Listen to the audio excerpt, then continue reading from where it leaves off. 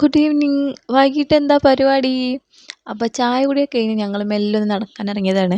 നടക്കാൻ ഇറങ്ങിയപ്പോഴാട്ടോ വീട്ടിലേക്ക് പുതുതായി വന്ന അതിഥിയാണിത്. എന്താ അതിഥിയെ കണ്ട സന്തോഷമാണ് ട്ടോ അത്. അമ്പ എങ്ങനെ അറിയാ? എങ്ങനെ അമ്പ അറിയാ? എങ്ങനെ അമ്പ എങ്ങനെ അറിയാ? ബാന്നല്ലേ? അങ്ങനെ അതിഥിനെ കണ്ടു നിൽക്കുമ്പോഴാണ് വീട്ടിലേക്ക് ശരിക്കുള്ള അതിഥികൾ വന്നത് കേട്ടോ. അപ്പോൾ വേഗം അവിടെ ഞങ്ങൾ പുറത്തേക്ക് പോയിട്ട് അല്ല ഉള്ളിലേക്ക് കയറി പോയിട്ടോ. പിന്നെ അതിനുശേഷം നടക്കാൻ ഇറങ്ങിയപ്പോഴാണ് കേട്ടോ ഞാൻ പെട്ടെന്ന് ഇങ്ങനെ കുട്ടി കല്ലുകൊണ്ട് കളിക്കുമ്പോഴാണ് ഞാൻ ശ്രദ്ധിച്ചത് ഇത് കിടക്കുന്നത് ഫുള്ള് വെള്ളാരങ്കല്ലാണ് ഗൈസ്.